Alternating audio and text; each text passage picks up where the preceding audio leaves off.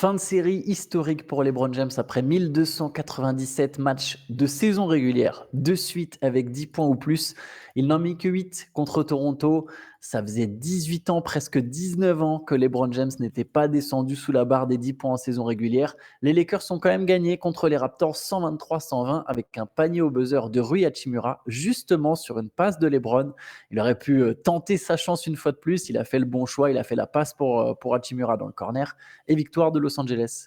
C'est là que c'est beau, c'est qu'il était sur un match très compliqué, pas très adroit et c'est un euphémisme, hein, 4 sur 17 au 0 sur 5 à 3 points, il est pas allé sur la ligne.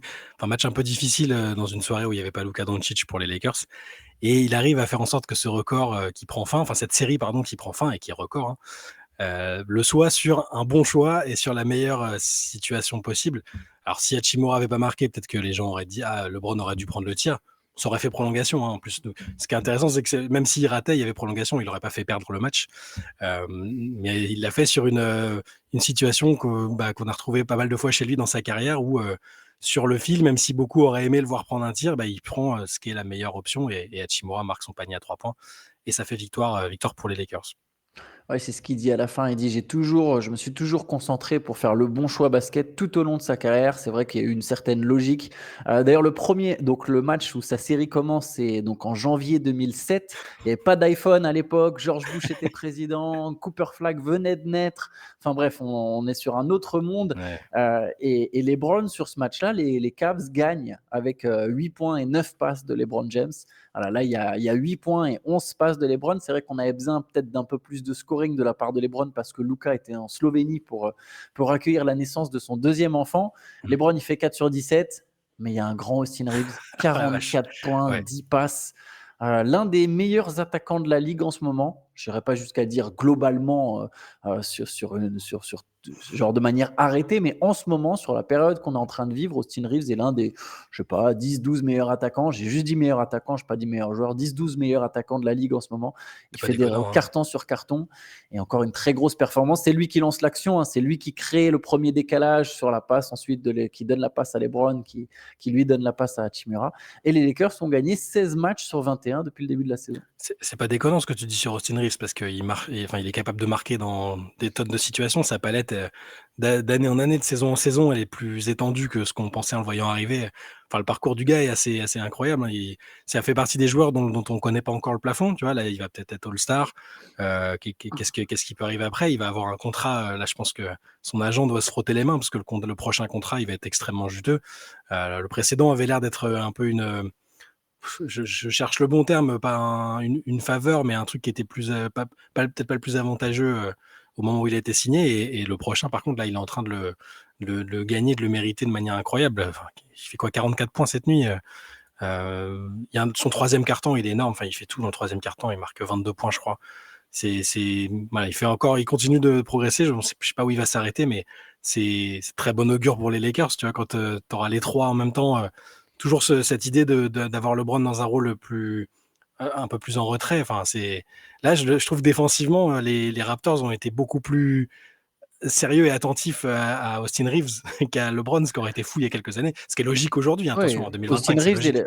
oui, mais tu as raison de le souligner, parce que je suis persuadé que quand les médias mettaient en avant le fait qu'Austin Reeves était maintenant la deuxième option de Los Angeles, il y en a qui l'ont pris comme une Mmh. insulte pour LeBron James, alors que ce n'est pas une insulte. LeBron va avoir 41 ans dans quelques jours. Alors, Austin Reeves est aujourd'hui la deuxième option, je ne vais pas dire deuxième meilleur joueur, mais la deuxième option de Los Angeles, sans doute aussi le deuxième meilleur joueur. Mais après, il faudra voir quand LeBron sera bien lancé, bien remis complètement au niveau du meilleur joueur. Mais ce qui est des options offensives, c'est sûr. Et là, on le voit, un match où il n'y a pas Luka, les ballons passent d'abord par Austin Reeves.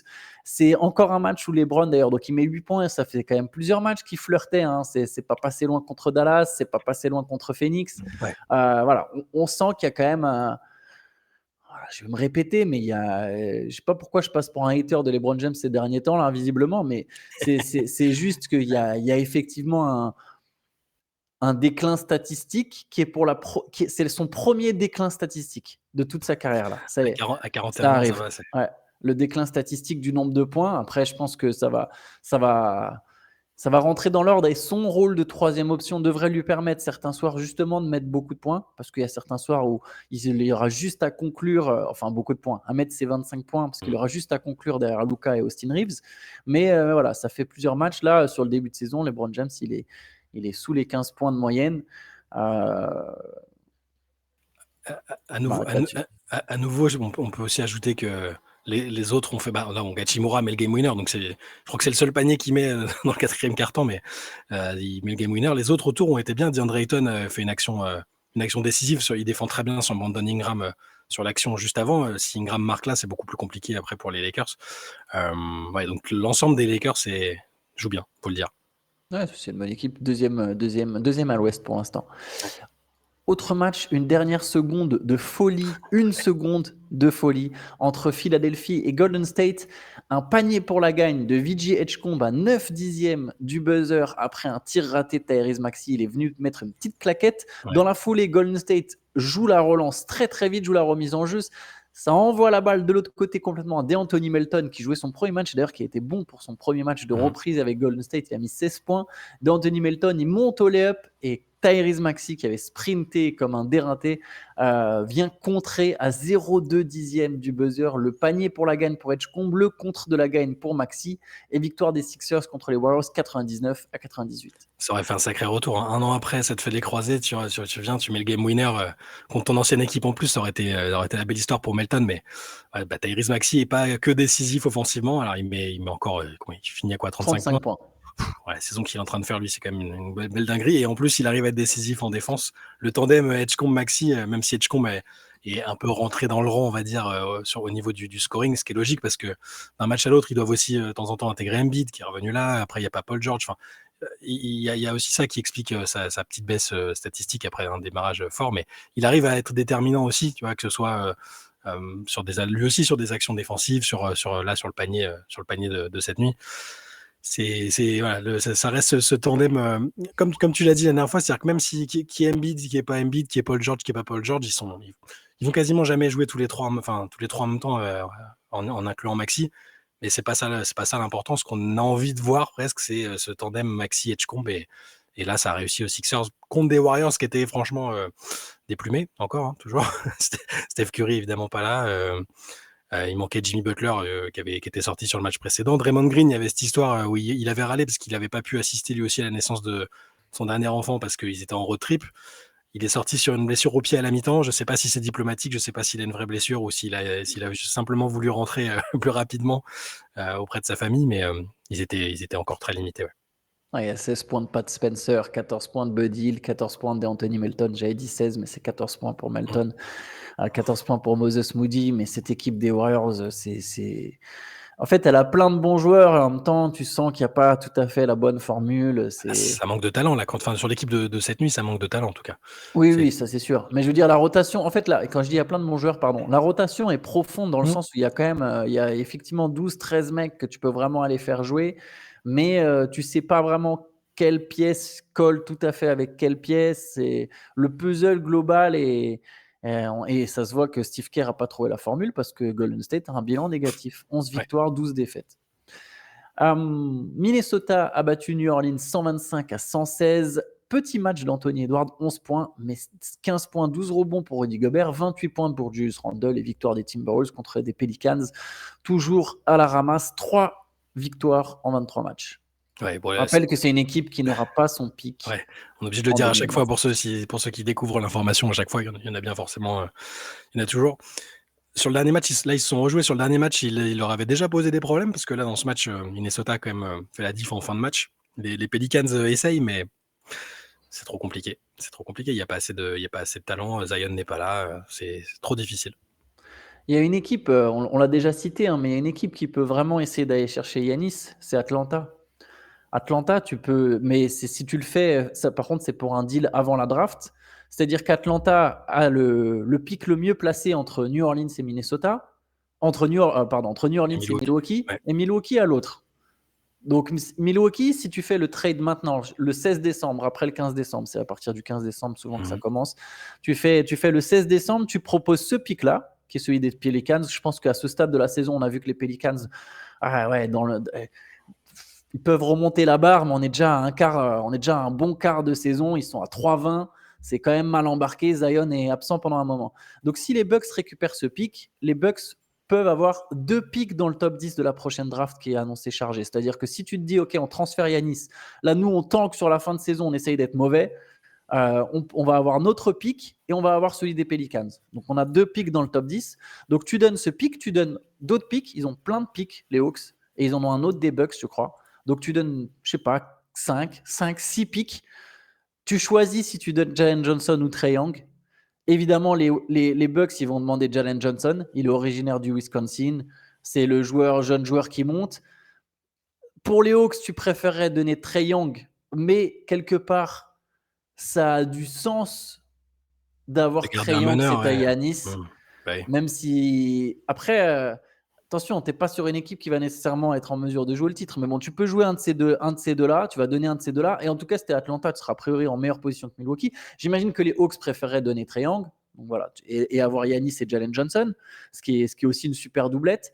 Tu auras toujours plein de bons role-players autour de ces deux gars-là, quels que soient les deux. Donc le joueur que tu gardes, tu peux donner Zachary Rizaché, qui est de toute façon n'est pas complètement exploité à Atlanta. Donc tu donnes Rizaché, des pics.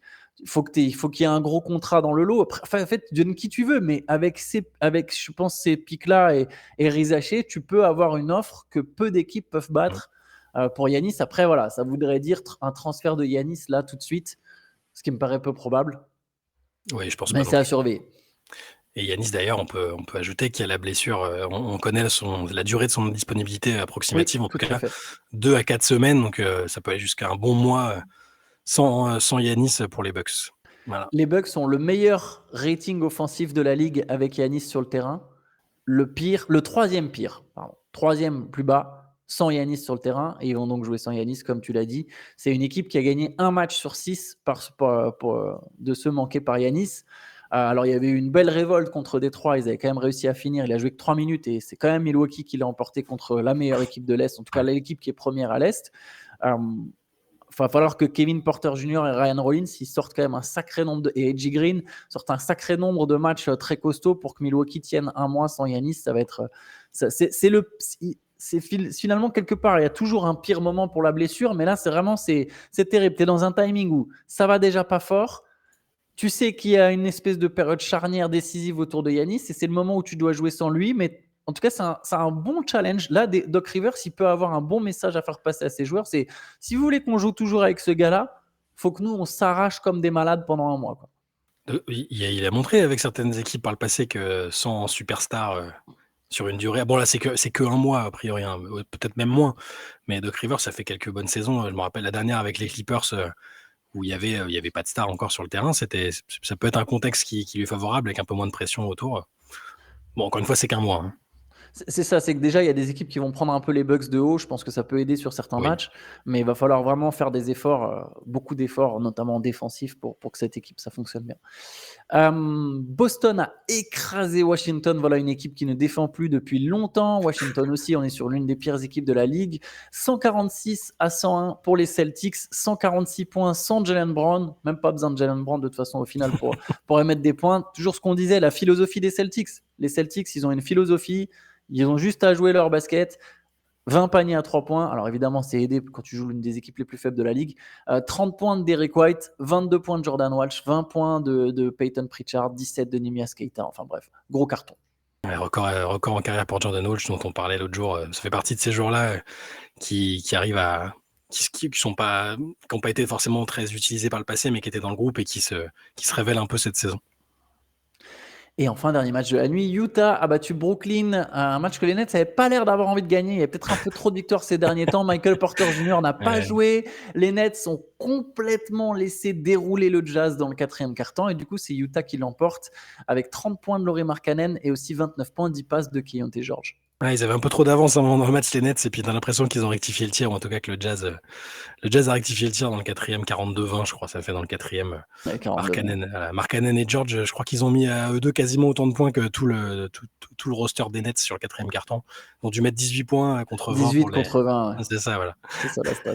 Et Michael Porter Jr. qui, donc tu disais qu'il n'était pas là. statistiquement, individuellement, il fait à peu près la saison à laquelle on s'attendait. C'est-à-dire qu'il est très bon, il est très productif. Dans une équipe médiocre, faut voir après quand ils décideront de passer peut-être un peu la vitesse supérieure, peut-être pas tout de suite, parce qu'il y a du temps, ils partent de très très loin, mais lui fait ses matchs. Ouais, ben moi je le trouve même meilleur que ce à quoi je m'attendais. Mmh. Je m'attendais pas nécessairement à ce que Michael Porter Jr. arrive à mettre 25 points par match sans qu'il y ait un autre créateur autour de lui, parce que ça sous-entend que lui souvent va aussi chercher ses tirs, même s'il prend beaucoup de 3 points en spot-up, Mmh. mais je trouve il fait une vraie bonne saison individuelle, faut le souligner, tu as raison. Ouais. On peut terminer avec l'Euroleague. Il y avait plusieurs matchs. Le Real a battu Éphèse 80-75. 11 points de Rodrigue Beaubois, quand même, qu'on ne voit pas souvent ces derniers temps en Euroleague. Il allait mettre ses points. Il y a 10 points d'Isaac Cordinier. Tel Aviv a battu Zalgiris, petite surprise de la soirée. Le Maccabi Tel Aviv, pas la Poel. Victoire 83-65. 13 points pour Sylvain Francisco. Jalen Horde fait 19 dévals. Je me souviens plus combien il met de Il met points. 16 points. Ouais, 16 points, 9 rebonds. Ouais. Toujours la saison solide de Jalen Horde. Tu m'arrêtes si tu veux dire quelque chose. Monaco a écrasé Paris 125-104, record de points pour Monaco. Grosse perf avec des grosses perfs des Français. D'ailleurs, Okobo et Strazel, je crois que c'est 26-8 pour Okobo qui fait 39 déval et 22 points pour Mathieu Strazel. Donc les deux arrières français, international français de Monaco ont fait des cartons. C'est le record all-time en Euroleague, non? Les 125 points, c'est ça, hein? C'est all-time, ok. Jamais personne qui a marqué ça. Bien vu. C'est pas tellement la compétition où on voit des 40 mecs de minutes. 125. C'est 125 points, ouais. La Poel a battu Villeurbanne 87-80 malgré 20 points de Nando de Colo. Il n'y a pas eu de match entre l'Olympiakos et le Fener, reporté à cause des conditions météo. Et le Partizan a battu le Bayern Munich 92-85. Alors c'est un match de réaction. Les joueurs du Partizan qui ont été hués à leur introduction dans la salle. On sait qu'il y avait eu tout un autour du Partizan. Il y a eu la démission de Zeljko Obradovic. Le peuple a réclamé à tout prix qu'il reste. Lui, il a quand même tenu à démissionner. Il a chargé évidemment les dirigeants. Sur le président, ouais. Obradovic, il a été ovationné. Donc il y a eu un hommage à Obradovic au début du match et tout au long de la rencontre. Mais victoire du Partizan qui réagit en battant le Bayern malgré les 25 points de Spencer Dinwiddie. Mais il y a 22 points de Dwayne Washington pour le Partisan. Ouais. Et victoire du Partisan. On peut s'arrêter là-dessus. Shai, je ne sais pas si tu voulais rajouter quelque chose. Ma foi, non. Moi, je voulais juste remercier au passage enfin, il y a plusieurs personnes qui m'ont envoyé leur récap de l'année, tu sais, YouTube, tout ça, les trucs audio. Sur le podcast, ouais. Voilà, donc merci à tous, merci particulièrement à Max, Paolo, Yvan, Thomas, j'en passe, tous ceux qui m'ont envoyé. J'ai vu des 3000 minutes, des 0,7% de fans, etc. Donc, même beaucoup, merci à tous. Ça fait plaisir en tout cas et que vous soyez toujours branchés sur nos podcasts. On va essayer de continuer à faire mieux. En tout cas, on sera toujours au rendez-vous. On sera là demain pour le 6e CQFR de la semaine. On sera là lundi et 2026, il y aura peut-être encore des nouveautés, qui sait. Mais voilà, encore merci à vous. Yes, merci à tous. Allez, bonne journée à tous. Ciao.